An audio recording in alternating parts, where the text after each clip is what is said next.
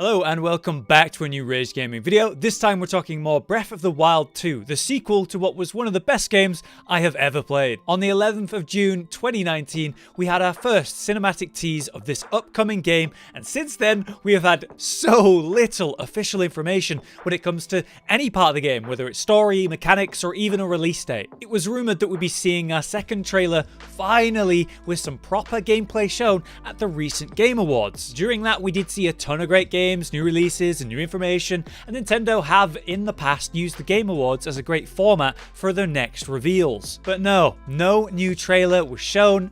All I know is pain. In many cases, Nintendo waits to reveal new releases until it's ready, right? Not when a schedule demands it. But as we go into next year, we will eventually hit the 35th anniversary of Zelda, and you know how last year was all about Mario, the next year of 2021 should be all about Zelda. And yes, they're working on a new Zelda game. So I think Nintendo want to release Breath of the Wild 2 in 2021, but obviously COVID could have slowed development to a level at which they're maybe not ready to show the game off yet. So while we don't officially yet know when or what when it comes to this game, why don't we talk about what we do know and also rumors that seem very, very likely. Starting with that release date for 2021, we do know, as I just said, we're going into the 35th year since Zelda's first release, which would be the perfect time to celebrate that and release a new Zelda game, and of course any other remakes or other Zelda related updates in other games. But like I said, they didn't reveal anything at the Game Awards, which was unexpected. I really thought we'd see it. If development is taking longer than planned,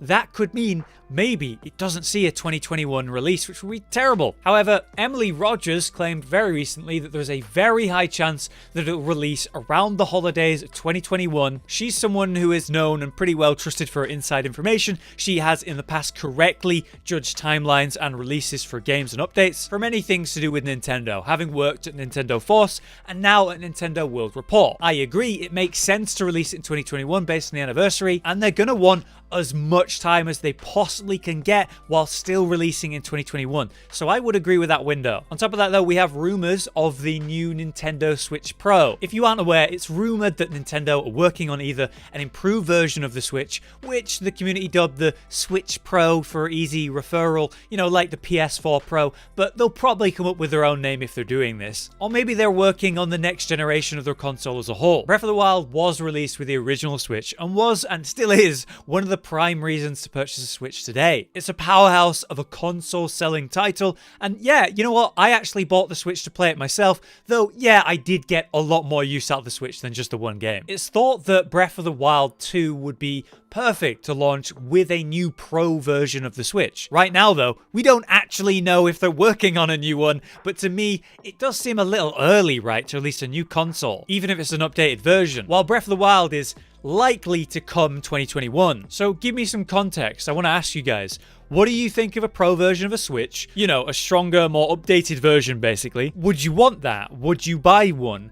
Is it too soon? Is this the right timeline, do you think, for them to release a Pro version of the Switch? Whatever happens, I feel like I'd need to buy one so that I can play and record the highest quality of Nintendo exclusives like future Monster Hunter games. But either way, back in August of this year, there was that whole thing with a French retailer, WTNT, who had updated their listings of Breath of the Wild 2, which included a collector's edition for the game. Each version of the game that they listed had very specific listings, which was oddly specific compared to what would have been more logical for a placeholder. If you're interested, they actually listed the collector's version of the game at about 85 euros. But it could hint that they know the general time frame for the game's release, and of course the pricing too, but maybe they jumped the gun. Or, hey, they just decided to throw out some listings that were oddly specific for different versions of the game, which is very unusual. So, in conclusion on that, do I think that we're going to get this game in 2021? Well, I think Nintendo definitely want to release it next year if they can, but I also think that they won't do it if it's not ready, which I actually can very much appreciate and understand. I do think their original plan for this game was to release it in 2021, but obviously COVID or maybe other complications may have prevented that or slowed that development. But naturally, it is in their interest to celebrate the 35th anniversary of Zelda with, yeah, a new Zelda game if they can. Eiji Aonuma, the producer for the Legend of Zelda series, had a moment during an announcement video recently for Hyrule Warriors. During that, he did briefly talk about Breath of the Wild 2. He said, in order to make the world we played originally even better, they've been working very hard on the development of the game. But he asked us to wait a little bit longer before they can provide more updates. Sadly, that's genuinely the most recent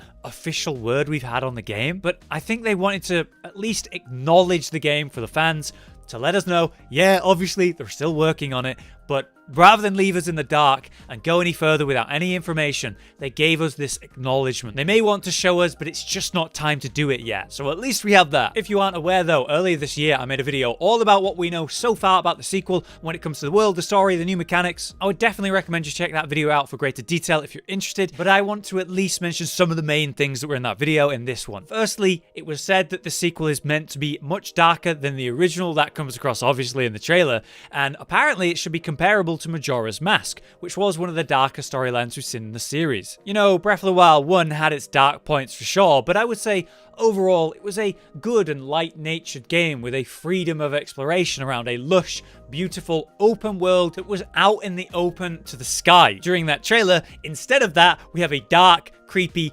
underground experience where we're searching for something. And this seems to be a major new mechanic for the game. Since we've already kind of discovered that whole map and set up all those towers around the land, the question is, how are we going to go back and explore the terrain again, but in a new way? Well, to combat the previously discovered map, we'll be facing miasmic versions of Ganon that will cloud massive areas. And when we clear these up, we will then have a new area to access and explore. We do actually see Ganon in a giant cloud form during the original game, you know, when he's flying around the castle, so I could easily see that. On top of that, the land itself will be deeper and more dense. We will much more often go underground, accessing the new dungeons, one of which is the one we're seeing Zelda and Link travel through in that cinematic trailer. Dungeons are a well-known concept for the Zelda series, which were mostly replaced by shrines in the original game, which were basically mini-games and puzzles rather than, say, a sprawling adventure like we saw in the original series. So yeah, having dungeons come back and be a bit bigger and more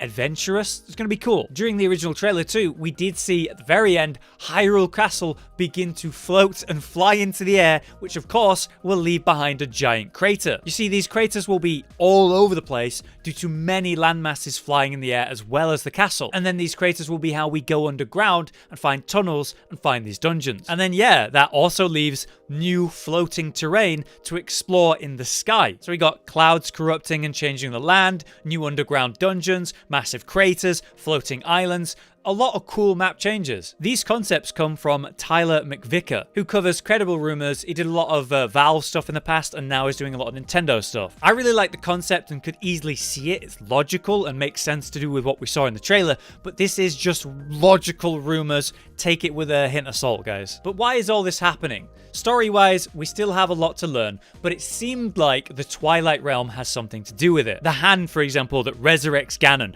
the circular visual around Ganon, it's very similar to the Shadow People who tried to take the power from the Hylians. It reminded me of, say, Twilight architecture. The spiral visuals compared to a Twilight portal look super similar. Could you imagine a Breath of the Wild version of Midna? That'd be interesting, but I doubt we'll see that. But I do think it's quite likely that the Twilight Realm will be used and will be involved in the story. Lastly though, one final thing to mention that we do know for sure that's kind of a cool thought is that this game was never planned to be made. It was never meant to be its standalone game like this, a sequel. It was actually originally going to be DLC using the original world, but the ideas the devs had were simply too expansive to be a simple DLC. It seemed like they realized before long that this world, these characters, maybe they deserve a bit more. And so the ideas the devs had for DLC could actually be fully realized in a sequel instead of a limiting DLC. And I do think that's maybe the best way a sequel can be created and be envisaged, where it's not necessarily planned like a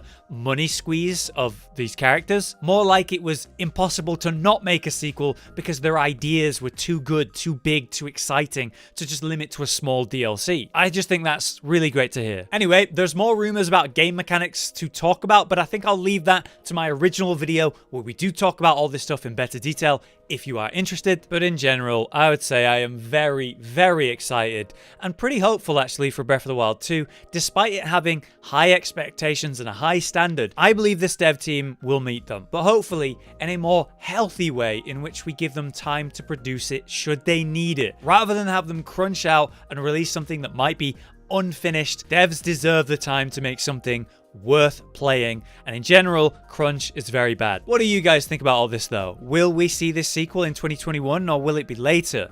And actually, do you think there'll be a Switch Pro? Let me know. Until next time, I've been Hollow, you've been you, thanks for watching.